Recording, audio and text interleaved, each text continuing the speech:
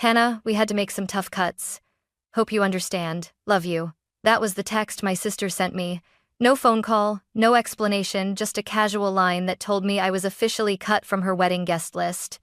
I stared at the screen, reading it over and over, waiting for the punchline that never came. I wasn't some distant acquaintance. I was her sister, the same sister who helped her move 3 times, covered her rent when she was broke, and stayed up all night after every heartbreak. My chest tightened, disbelief mixing with a sting so sharp it almost made me laugh. This had to be a mistake, but when I called my mom, she just sighed and said, "It's just a wedding, Hannah. Don't make a big deal." That was the moment I knew if I wasn't invited, I'd be somewhere better. I didn't waste time with pleasantries. "Mom, I just got a text from Charlotte. She says the guest list is finalized and I'm not on it. Is this some kind of joke?" There was a pause long enough for me to know the answer before she spoke. "Oh, honey," she sighed, dragging out the word like I was a toddler throwing a tantrum. "It's just a wedding. Don't make a big deal out of this." "Just a wedding?" My stomach nodded. "I'm her sister," I said slowly, as if maybe she'd forgotten. "How am I not invited to my own sister's wedding?" "She had to keep the guest list small," Mom replied. I almost laughed. "Small?" "She invited 150 people. I just saw the Instagram post." "Well, you know how these things are," Mom said, a light chuckle in her voice. "Weddings are expensive. Maybe she thought you wouldn't mind skipping this one." Wouldn't mind. That phrase hit harder than I expected. I'd been there through every one of Charlotte's crises, helped her move apartments in the middle of winter, covered her rent when she lost her job, even lent her money she never paid back. I'd sat with her through ugly breakups, listening to her cry until 2 in the morning.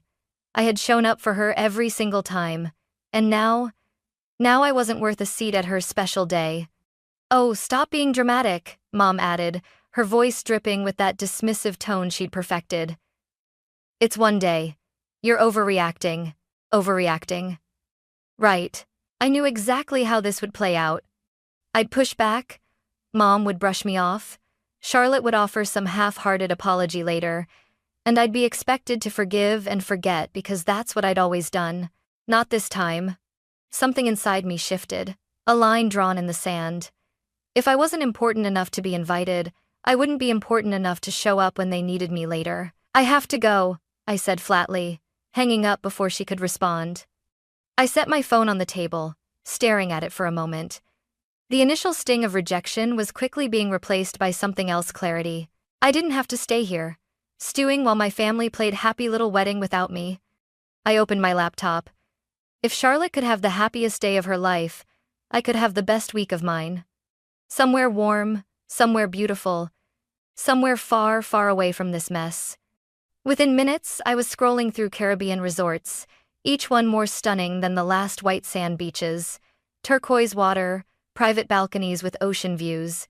I'd always told myself a trip like this was too expensive. But right now, it wasn't just a vacation. It was a statement, and I was ready to make it. The moment I decided, it was like a weight slid off my shoulders. I wasn't going to mope around at home while my sister played princess in a dress I probably helped pay for. No. I was going somewhere that didn't require a forced smile or a congratulations card. My fingers flew across the keyboard. 5-star resorts. Private beaches. Infinity pools so clear they looked photoshopped. The kind of places I used to scroll past because I thought, someday? Maybe. Well, someday had just become today. One listing caught my eye: a luxury Caribbean resort with floor-to-ceiling windows, a private balcony, full spa access, and a personal butler. The price tag was steep, but after Charlotte's little stunt, I wasn't about to pinch pennies. I clicked book now without a second thought. First-class flights, window seat, extra legroom. I even scheduled a massage for the day I arrived. I wasn't just leaving town, I was upgrading my entire mood. As the confirmation email pinged my inbox, I felt a wicked sort of satisfaction. This wasn't running away, it was reclaiming space. My space. I opened Instagram, scrolled to a photo of the resort's beach, and saved it. Not to post yet, but to have ready. Oh, there would be a post. Timing was everything. By the next day, my suitcase was half-packed: breezy dresses, wide-brimmed hats, and enough swimsuits to last me through a small hurricane. I tossed in a pair of heels, not because I'd need them, but because it felt indulgent. 2 days later, while Charlotte was finalizing seating charts, I was at the airport sipping an overpriced latte, boarding pass in hand. When my flight took off, I snapped the first photo. My legs stretched out in the first-class seat, a glass of champagne in hand, the skyline shrinking below. Caption: cut from the list but still living large. The likes started rolling in before we even hit cruising altitude. Cousin Megan sent a laughing emoji. My college friend texted, "Yes, Queen, take that trip." Even my Aunt Kathy commented, "Good for you, wish I was there." Somewhere between my second glass of champagne and the in-flight meal, my phone buzzed with a notification from Mom. "Where are you?" I smirked and ignored it. When I landed, a sleek black SUV was waiting. The driver handed me a chilled towel and a bottle of water as we drove along a coastline so beautiful it felt unreal. The air smelled of salt and hibiscus. The resort was even more breathtaking in person, towering palm trees in the lobby, the ocean breeze rolling straight through its open-air design. My suite was perfection. White linen sheets, a balcony that overlooked nothing but turquoise water. I stood there for a long moment, just breathing it in. Charlotte could have her wedding day. I had my freedom. The morning of Charlotte's wedding, I woke to the sound of waves crashing against the shore. Sunlight poured through the glass doors, casting a golden shimmer across the king-sized bed. My phone, face down on the nightstand, was blissfully silent. I ordered room service before I even got out of bed, fluffy pancakes, tropical fruit, and coffee so smooth it could ruin every cup I'd ever have afterward. I carried my breakfast to the balcony, toes brushing against the warm wood, eyes locked on the horizon. Back home, I imagined my family in chaos. Charlotte barking orders at her bridesmaids, Mom fussing over centerpieces, someone panicking because the caterer was late. The mental picture made my first sip of coffee taste even better. At 10 a.m. While Charlotte was probably getting her makeup done, I was stretched out on a sun lounger by the infinity pool, a martini in hand. I scrolled through vacation blogs on my phone, not to read them but to upload my own. Photo: me. Sunglasses on, hat tilted just right, ocean behind me. Caption: turns out I'm allergic to wedding drama. Within minutes, the comments poured in. My friend Tara: you're glowing. Cousin Megan again: I want your life right now. Even an old coworker chimed in: is there room in your suitcase? The attention wasn't the point, but I'd be lying if I said it didn't feel good. Around noon, I wandered down to the beach, the sand warm under my feet. The water was crystal clear, and I waded in just far enough for the waves to kiss my knees. Somewhere, a steel drum band played. I felt like the main character in my own movie. When I finally checked my phone, there it was, another text from Mom.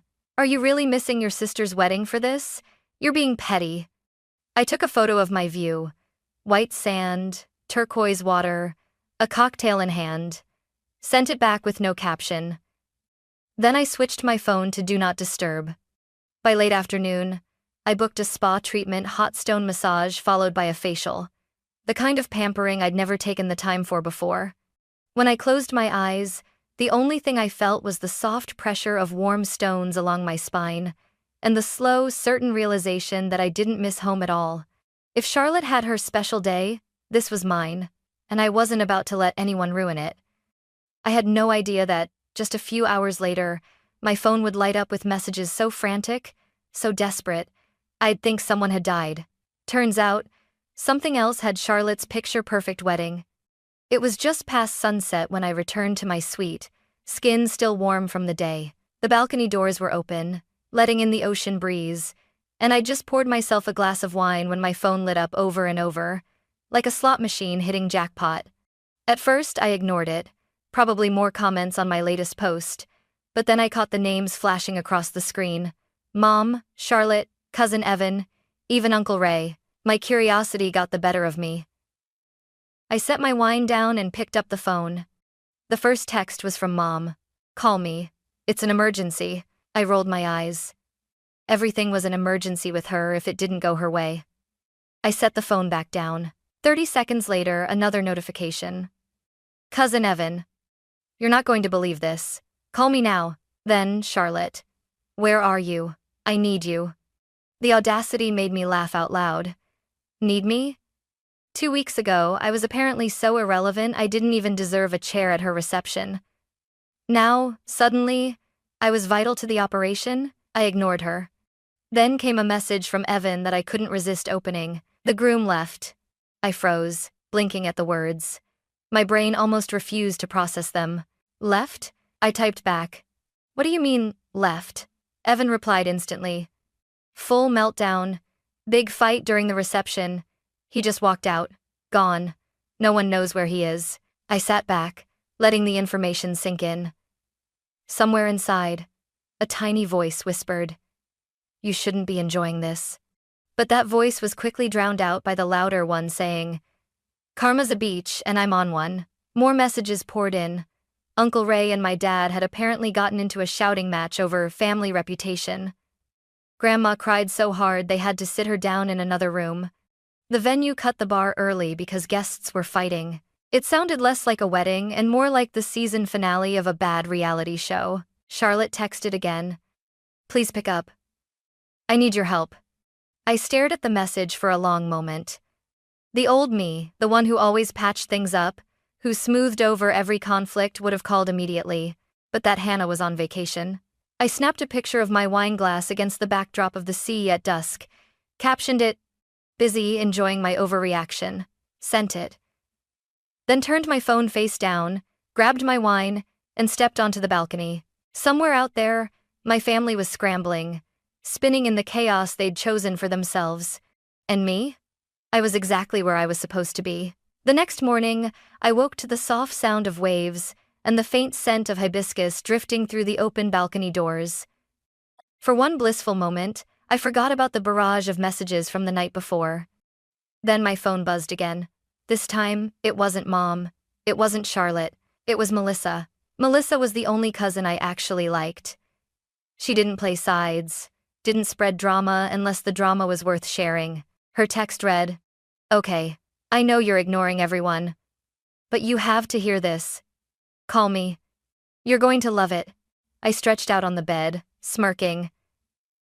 If Melissa said I'd love something about last night, I believed her. I called. She picked up on the first ring. "Oh my God," she said, breathless. "Are you sitting down?" "I'm lying down in a luxury suite overlooking the ocean. I think I'm ready for whatever this is."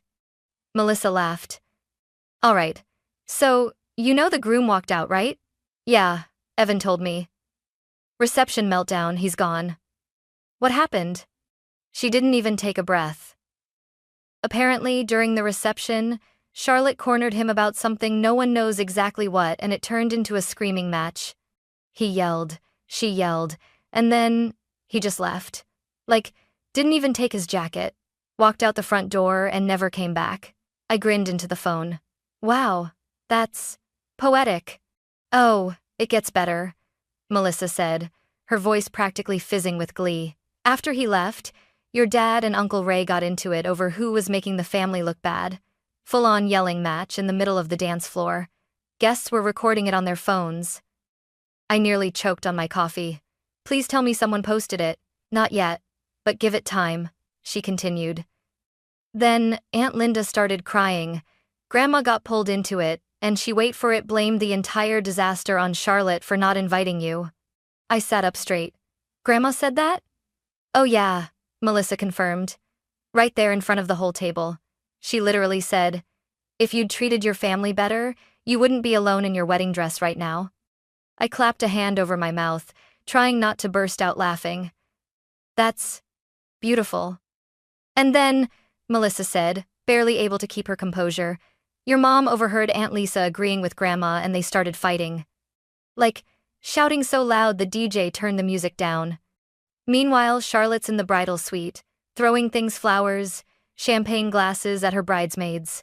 The image was so absurd I had to put my coffee down before I spilled it. This is unreal." "Oh, and it's not over," Melissa went on. "After all that, your mom actually tried to call the groom's mother to smooth things over." I raised an eyebrow. "And?" Melissa's voice dropped to a mocking tone. "This is your problem now. That's all she said before hanging up. I leaned back against the headboard, grinning so wide my cheeks hurt. You're telling me the same people who made sure I wasn't invited are now blaming me for not being there to save the day? Exactly, Melissa said, laughing. They're saying if you'd been there, you would have talked him down or fixed everything like you always do. I took a long, slow sip of coffee. Melissa, do you know what the best part of this is? What? I don't care. Melissa burst out laughing so hard she had to catch her breath. God, I love you for that. Seriously, Hannah, you did the right thing. Of course I did, I said. They wanted a wedding without me. Now they have a wedding disaster without me. Seems fair. We said our goodbyes, and I hung up feeling lighter than I had in years. I padded out onto the balcony, the sunlight warming my skin. Below, the waves curled lazily onto the shore, glittering in the morning light. I raised my coffee mug toward the horizon like a toast to freedom, to peace, and to karma doing my work for me.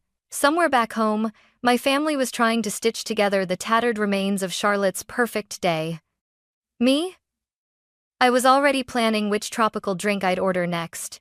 By midday, I'd already had 2 mimosas and a dip in the infinity pool when my phone lit up again. Despite having Charlotte, Mom, and half the family blocked, messages still slipped through from unfamiliar numbers.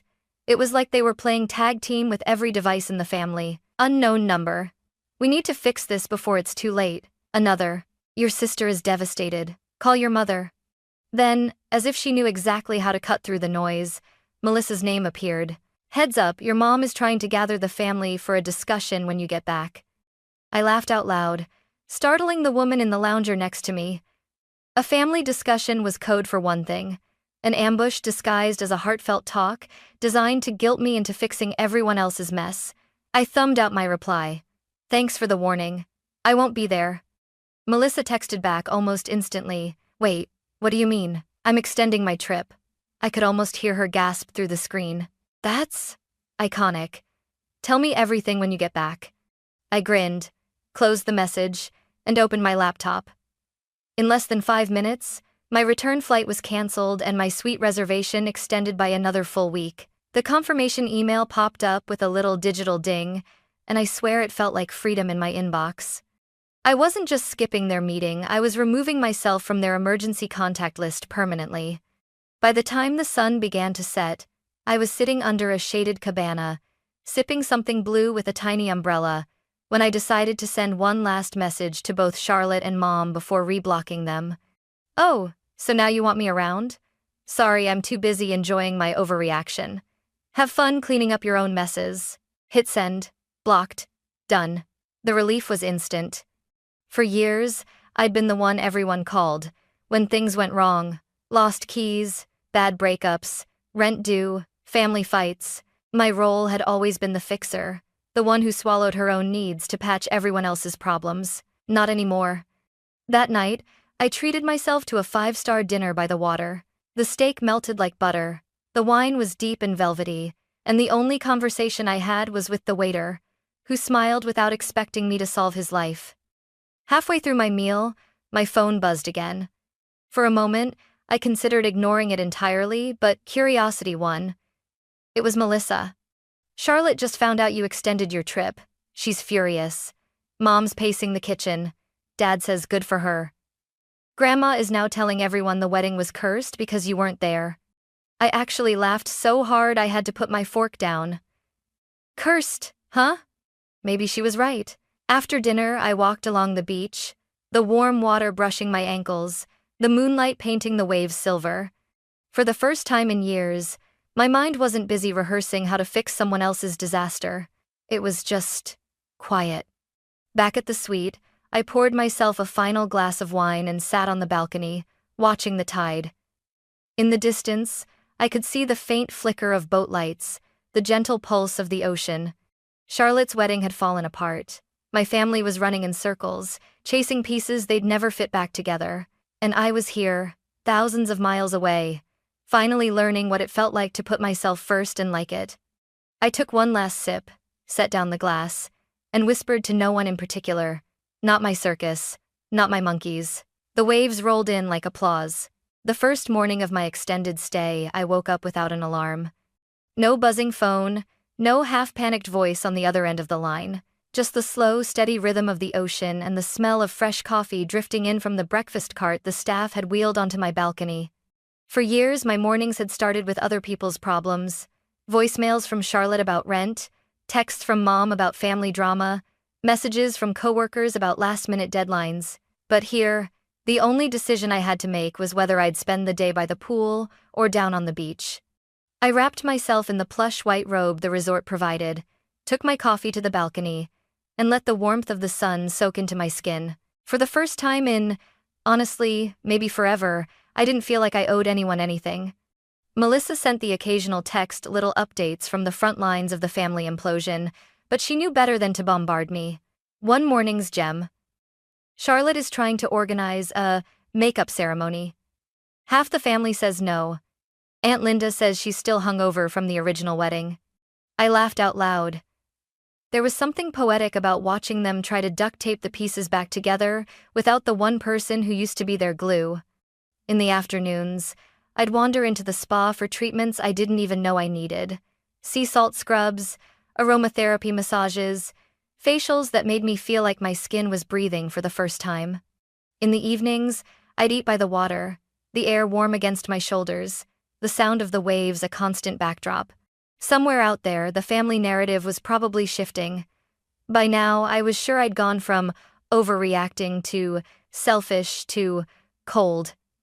And maybe they were right if selfish meant finally taking care of myself.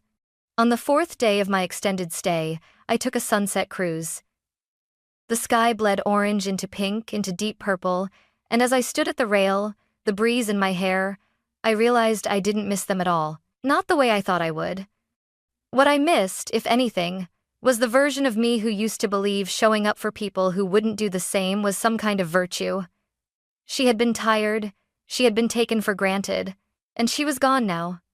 When the boat turned back toward the shore, the lights of the resort glittering in the distance, I made myself a quiet promise. This peace, this sense of freedom, wasn't going to end just because the trip eventually did. On my last evening at the resort, I sat barefoot on the balcony, a glass of champagne in hand. The ocean stretched endlessly before me, the sky melting into shades of gold and coral as the sun dipped low.